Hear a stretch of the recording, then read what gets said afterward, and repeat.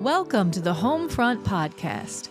Every month, our hosts, Andrew Brock and Hosanna Hansen, sit down with high-level industry leaders and innovators to demystify the digital revolution. Join us as we explore the power of technology solutions in PropTech and real estate, discuss the future, and unpack emerging trends, hot topics, and challenges. Let's get into the show. Welcome to the Homefront Podcast. It's great to be with you today. I'm Andrew Brock, President and CEO of Home Ventures. And I'm Hosanna Hansen, Head of Client Success for Town Square. And we're your hosts. We are absolutely thrilled, honored, and humbled to have a very special guest with us today, real estate legend, Allie Beth Allman. I would tell you the biggest names in business and society not only look to her as the primary advisor on their real estate endeavors, but they call her confidant and most importantly, friend. Don't believe a word he's saying.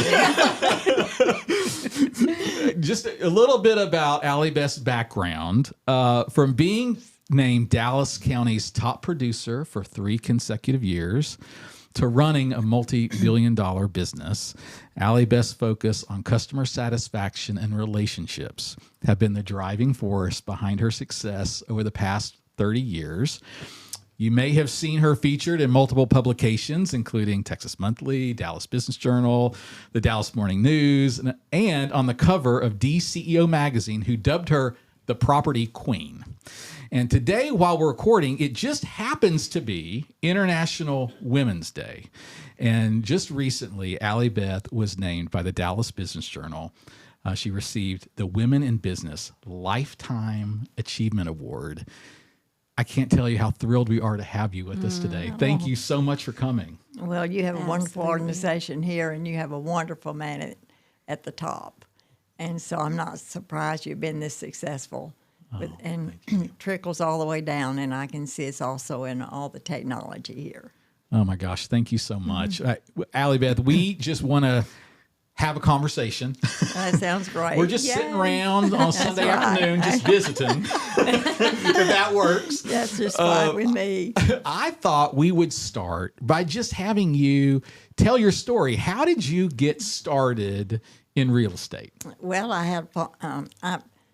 First of all, I put a for sale by owner out in my front yard, and I sold it really very quickly. So I had a friend that called me and said, you know, my husband said to call you and said he doesn't want a realtor in his house, and he wants to know if you'll come put a for sale by owner sign in his yard and sell it. And I said, oh, I sure I will. So, and that a person happened to be Tom Landry.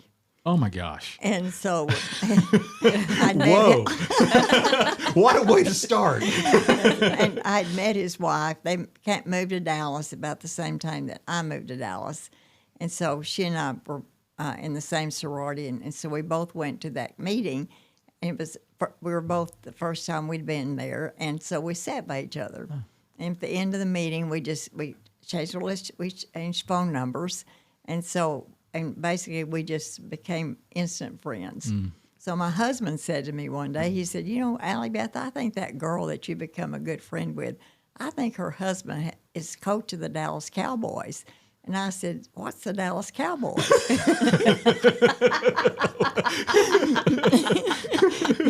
So, you know, and to come to find out he was, I asked her, I said, Alicia, does your husband have something to do with the Dallas Cowboys? So I liked him for her, not just him.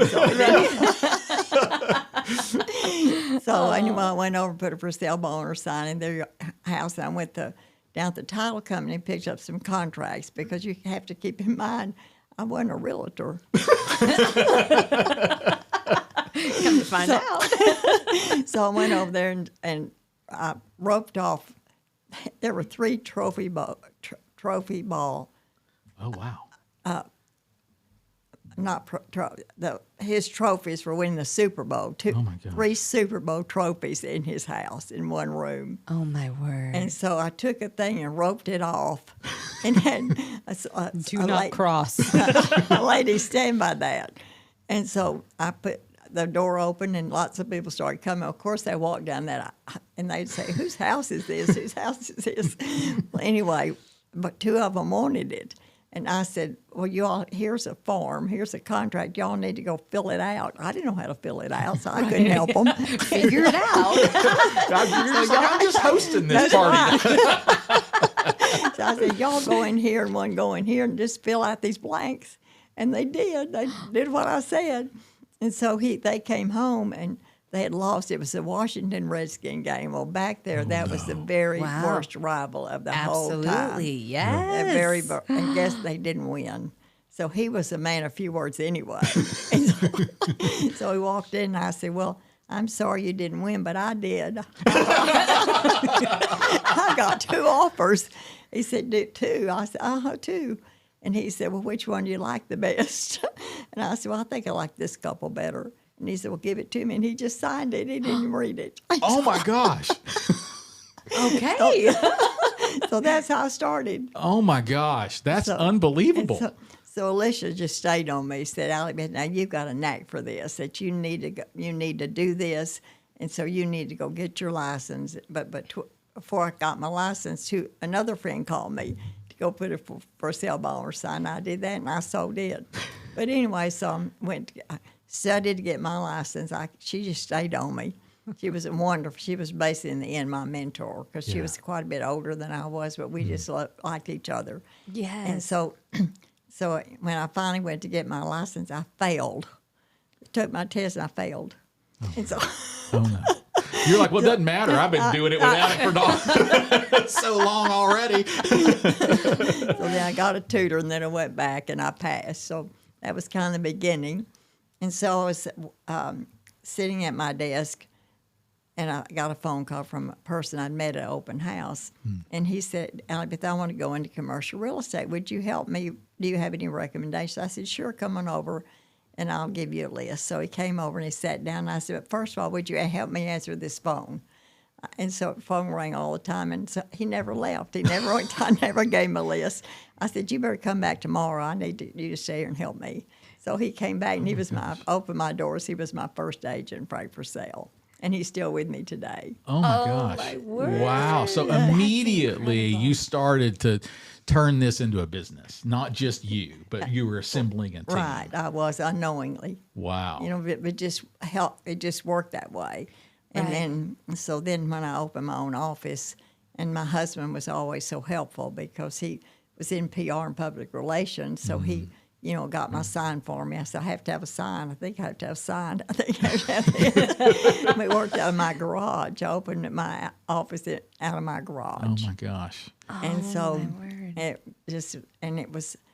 was interesting because I had 2 customers that happened to be on Beverly Drive. I mean, and then there was another friend of mine that had a house on Beverly Drive that he wanted to sell, but he had just remodeled it and he was just going to do for sale by owner.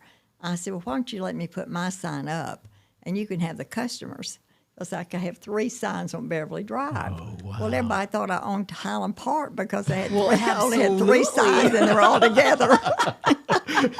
So I was pretty good in marketing too, right? My gosh, yes, exactly.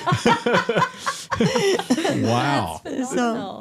The education must have been pretty great in Graham, Texas. In Graham, Texas, that's right. Building great business knowledge straight out I of the sold gate. more Girl Scout cookies than anybody in Graham. So all right. So born saleswoman. Yes, and my daddy was too. He had a furniture store. So, I've always in said, your blood. if you can sell one thing, you can sell anything. Yeah. And so I still believe that. Was that's real why I estate? tried. Were you always interested in real estate, or did you just No, just kind of? Well, I managed apartments when when Pierce and I got married. Then we were living in this little bitty house over on Binkley, and I thought this is going to get crowded. And so we had a friend that managed apartments, so we went to have dinner with them, and she said, "I'm kind of tired of doing this." I said, "Well, I think I could do this. What do you think, Pierce?" He said, "Yeah." Because we'd end up with 2 bedrooms instead of 1. So, so they hired me, and so that's how it started.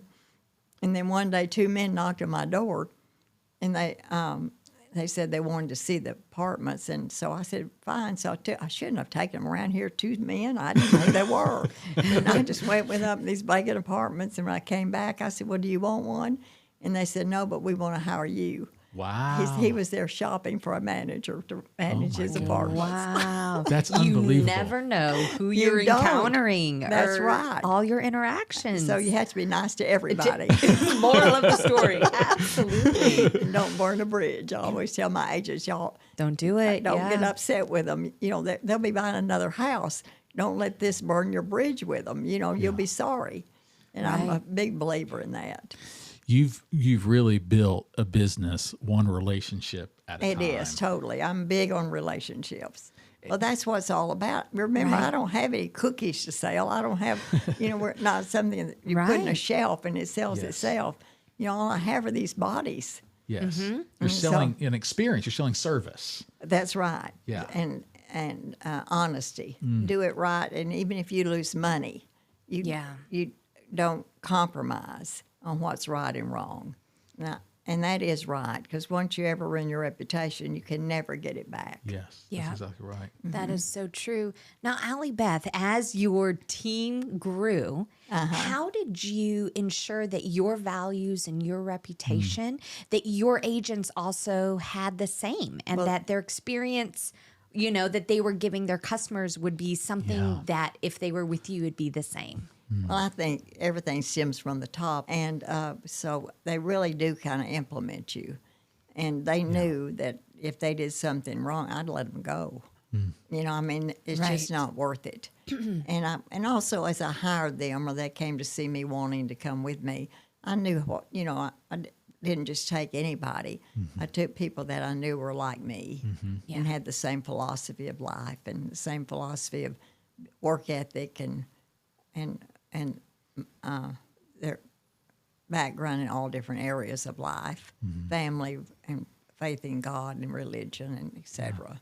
Yeah, absolutely. And along those same lines, philosophy, and I think a kind of a catchphrase now in business, we talk about culture. Yes. Was that something that you thought of? Like, okay, within Allie Beth's real estate, I want these values or these morals? Or is it more of when you interacted with him, you kind of just knew, I think you'd be a great team member? Well, no, I talked about culture. Yeah. And this is and I have a sign up in my office with all the different things that we stand for. And then we don't vary from that. And I'm very, very black and white. I said, now, these are not things that you can vary a little bit from. They're either black or they're white. Right. So don't even think about it if you're getting in the gray area. If you don't go in that gray area, you'll never be in trouble. And you'll always keep your customers. Yeah. I'm guessing it might have just come naturally. It sounds like it was a bit of a natural progression for you. You started out, you're kind of doing it yourself. And then over time, this thing turned into a big business, a big company that you're running. Was that, did that just come naturally to you to build the team and to grow the business? Or was it a learning curve, or you're thinking, oh my gosh, what am I even doing here? Or Well, it really just, it came naturally. Yeah. But I never stopped selling because one thing that was such my strength, and I also know as long as I was out there in the field selling, I've never depended on these people. And so, and I think that was a good culture that I developed because it also showed them my work ethic. And they come into my desk and say, I'm just not making any money. I want to say, if you sit here and work as hard as I do and the hours I work, you will make money. And that is right. I mean, I knew that was right. Yeah. Right. So much of work is work. that's right. You can't take every Friday off and go on a trip. Right. So And expect to. You have to answer the phone when it rings, and you have to be available. It really becomes a lifestyle. I think a lot of work becomes a lifestyle, don't you? Yes, Yeah. absolutely. It's especially if you want to grow it, or you yes. want to be, Yeah.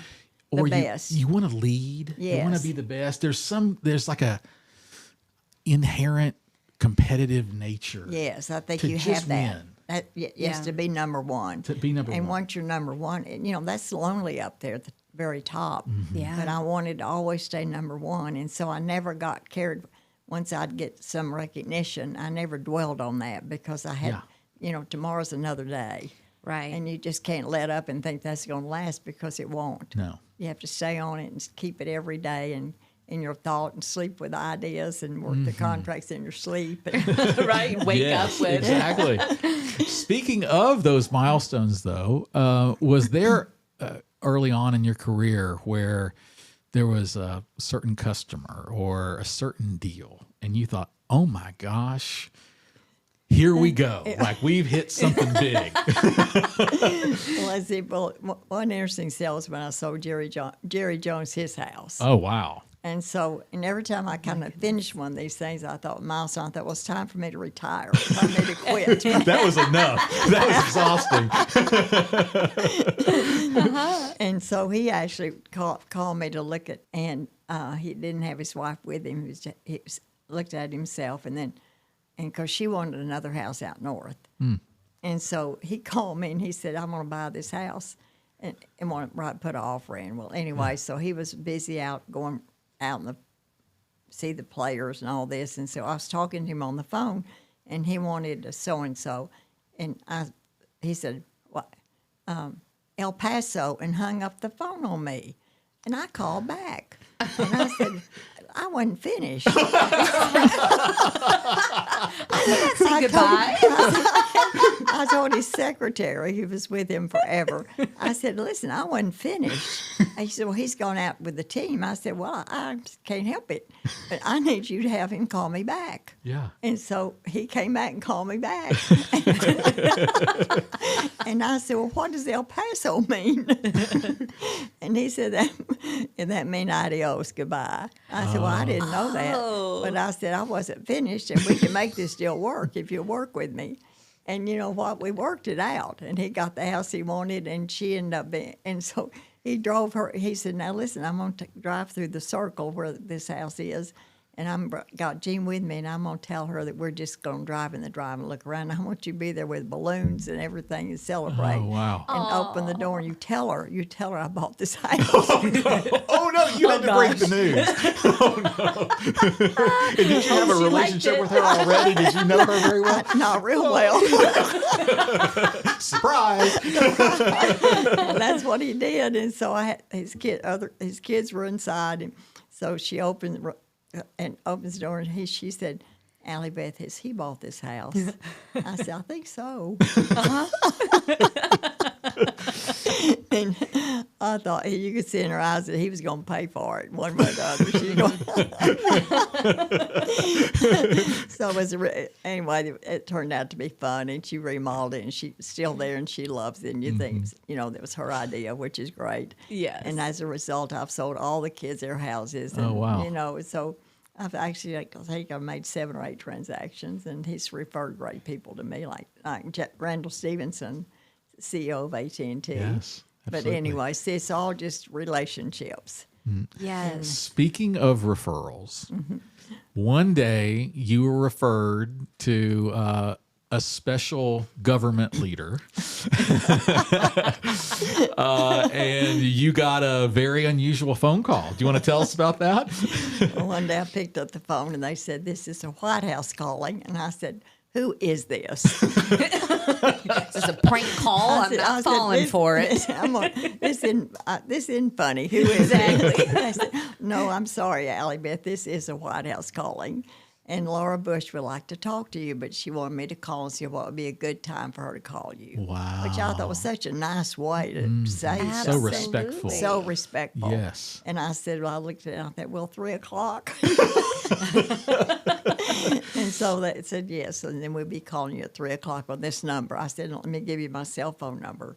And so I went to my car at 3 o'clock, and sure enough, the phone rings, and I say hello, and she says, hello, Allie Beth, this is Laura Bush.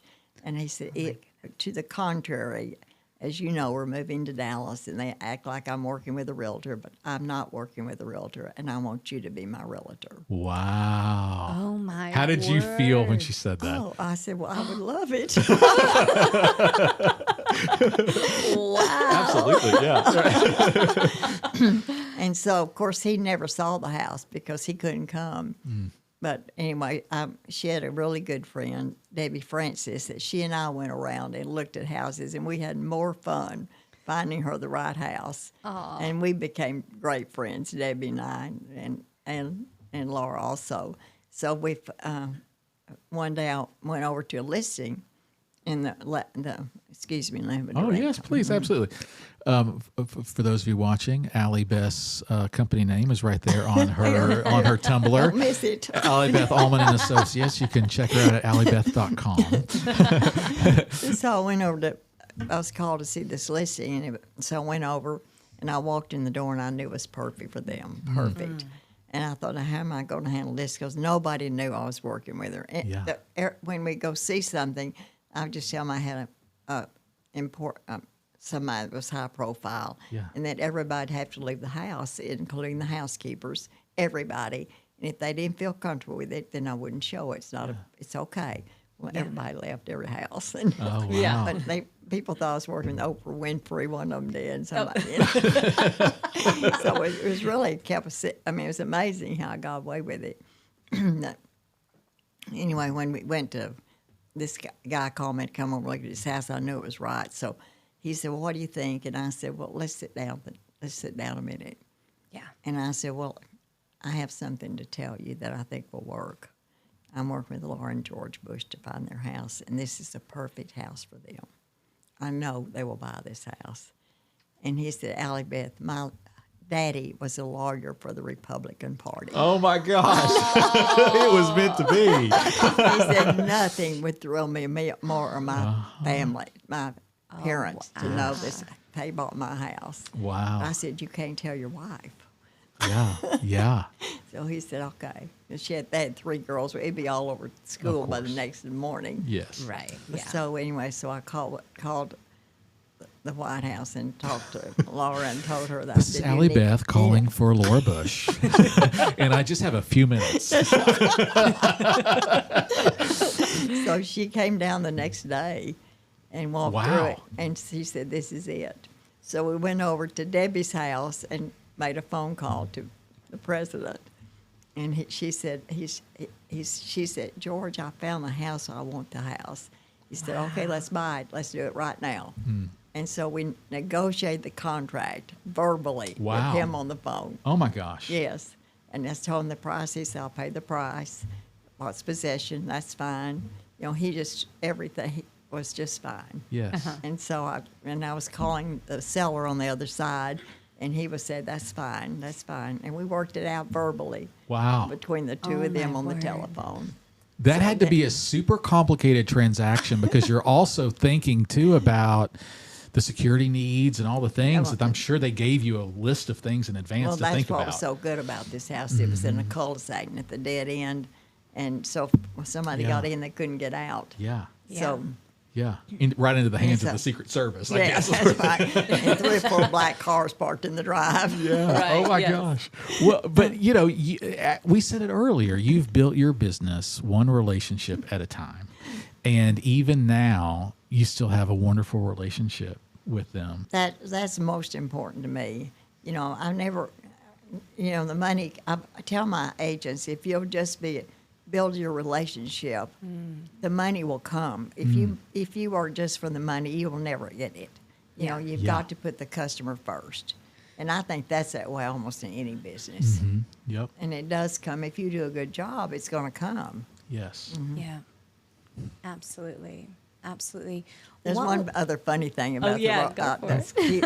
So the people that lived in the house, when word finally got out, is he put in the name of his accountant in Midland. And I said, "Mr. President, it's going to get out. If you put it, somebody will research this to get back to Midland." But anyway, he did it. And sure enough, for 6 weeks, nobody knew it. It didn't get out. But somebody found out, did a research and found out. So then the cars just started going in there. I mean, word got out that he had bought what house he had bought. And so the owner was really upset. And I said, "Listen, you need to get your 3 little girls out there get them a lemonade stand." Absolutely. And let's monetize this. Yeah, I said, you will make so much money. They'll make so much money with that lemonade stand.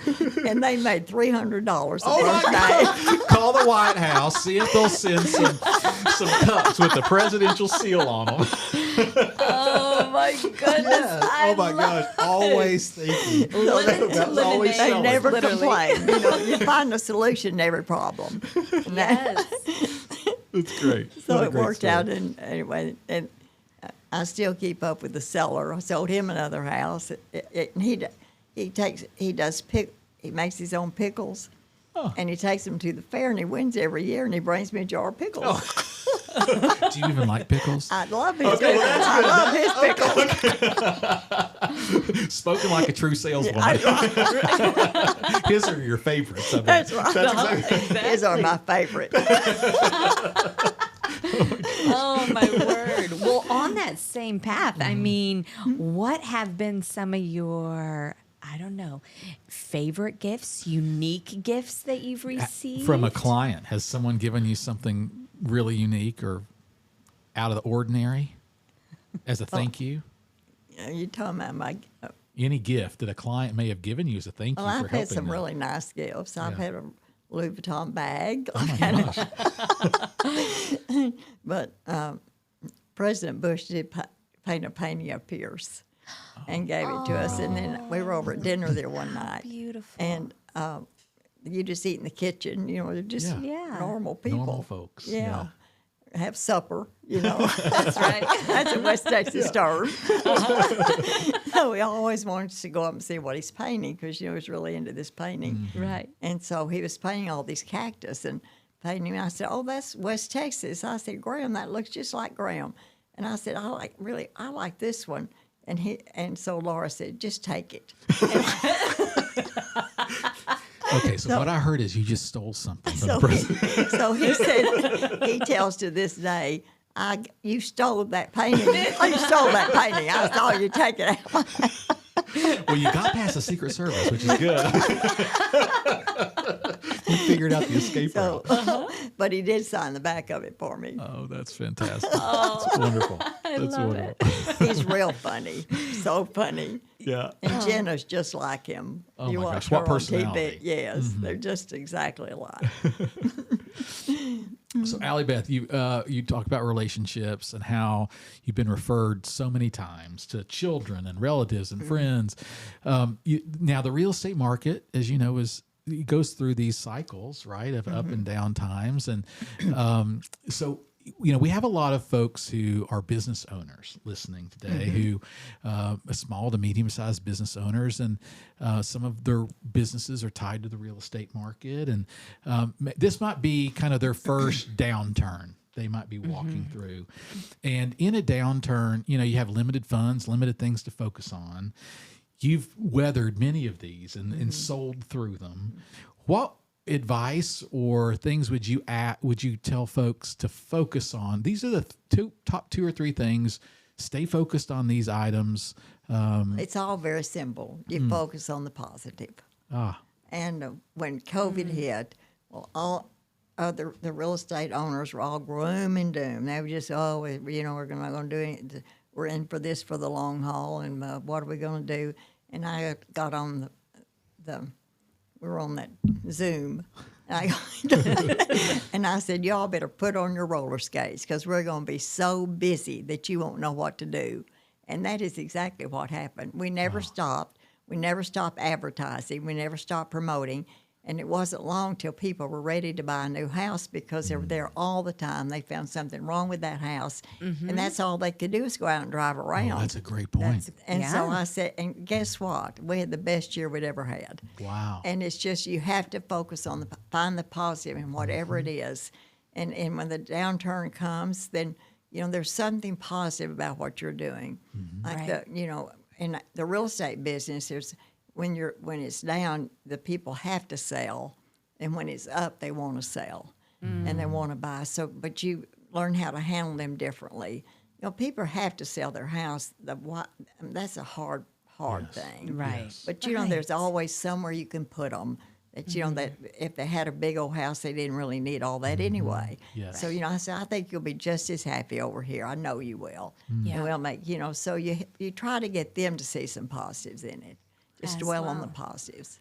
It's fascinating. That's a great point because so much of the transactions and the deals are kind of emotional based, Oh, yeah. right? And, so when we think a lot about technology and how technology's entered the market, certainly, you've got educated buyers and sellers. They know kind of what's happening with the market. But, I like to think that I say it in our own organization, technology is a tool that frees us up to focus on the things that only a human can do.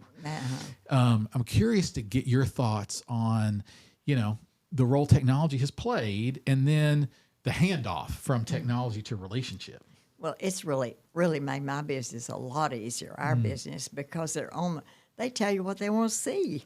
I mean, they do all your work for you. That's true. They have Zillow right there, and they're or at my website, all these websites and everything out there, and they're on them all day long. And I mean, they're just texting you, telling you, well, this is what you used to have to go find things for them to see. They find it for themselves, and all you do is, but they have to have a realtor because they don't know the value.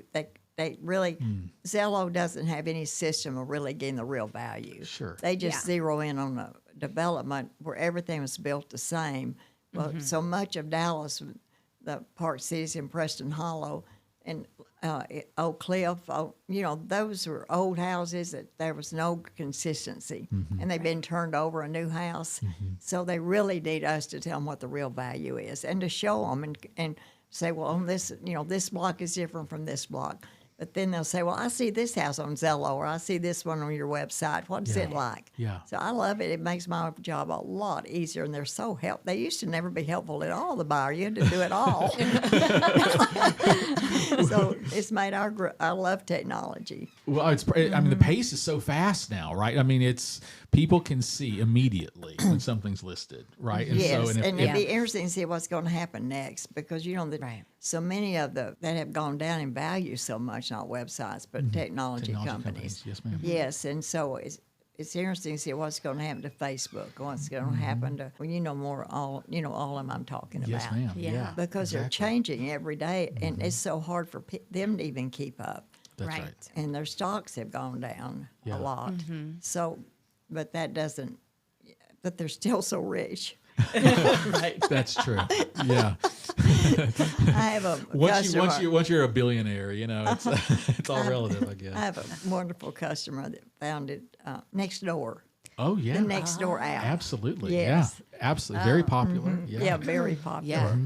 So so it was fun. He built his whole house. I found them the lot. They bought the lot, and they went to Italy, and he built his entire house by communicating. Oh my gosh. Yes. Wow. And he did it in record time because it was all done where he could see the plans, he could see the decorator, he could see. I mean, so it's going to. Once most of the builders have not gotten into that into what they can do technology wise. Right. First of all, so many of them are long-time builders who have been here, and they're not as savvy as these people grew up with in school. Yeah. You know, they have to have their 8-year-old come and tell them what to do. Exactly. They have to hire their grandchild to come and work for them. That's exactly right. So technology has changed our world, hasn't it? Oh, Yeah. I mean, it's it really unbelievable. has. Yeah. Yeah. And the pace of change just continues to go. Oh, I know. You Speed don't know up. what's going to happen tomorrow. No. That's exactly No. right. Oh, and we don't know what's going to happen in the real estate market either if we did. we could all just retire. We can predict it. It's going to do one or two things, either go up or go down. One of the two. That's right. Yeah. You heard it here first. Mr. Miller, who I really respected, he really had the largest commercial real estate. He owned everything down Preston Road just about. And so one day he told me, he said, Allie Beth, just remember, whatever goes up comes down, and whatever goes down goes up. Yeah. It's just a waiting period. Yeah. So, Right. You know, but hanging in there. Hopefully, I hope that's the way the stock market is too. No. Right? Yeah, up and down right now, so volatile. If I'm guessing you've sold. Well, I know you've sold properties in condo buildings and HOAs, and right now a lot of these communities they're kind of being squeezed on two sides. One, just the cost of keeping the buildings and the communities up is one thing, and then obviously with the interest rates and things like that, some homeowners are feeling pinched on what's affordable, but obviously some properties are more appealing or attractive to buyers than others. And if a management company or a condo board is looking at limited funds today, would you recommend they invest in certain areas versus another for attractability or anything for value? Well, they need a good management company is number one. And certainly you all are at the top. Oh, well, thank you. And you have technology that I know. That I live in a condo, and so I keep telling. So I appreciate what all you all do and know how far ahead you are of anyone else with your technology. Oh, and I mean, you're tons and tons ahead. And it truly, all this technology that you're spending your money on is certainly, I know, paying off because you have no competition. Yes. That's as good as you all are. Thank you. And I will say living in a condo is wonderful. Told my husband, I said, I think I could be happy over there. We're living in 2 rooms, and we have a big, upstairs and downstairs. We don't even go up there and dust. And so I said, he said, well, let's go over and look. And went over, and I purchased. And we would never move back to a house ever because it's just, that HOA, that has Everything's such taken care of. unbelievable service. And if you have good doormen and good people at the front desk, I think it's a critical job.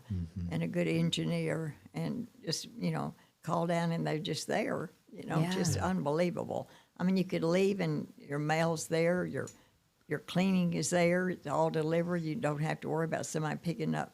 Today it's such a theft thing that some people, I think, almost follow the UPS truck and just pick it up behind them. Absolutely. And so that living in a condominium with a good HOA, it stops all that. Yeah. So I'm all sold on a good HOA and a good building and a good high rise. Oh, well, thank you. Yeah, it's wonderful. Yeah, it goes back to, are you passionate about what you do? That's right. Yeah. And setting a standard of excellence. That's right. And working, and the organization's working to hit the standard. That's right. Yeah. It really becomes your hobby. Yeah, that's exactly right. Yeah, exactly. Exactly.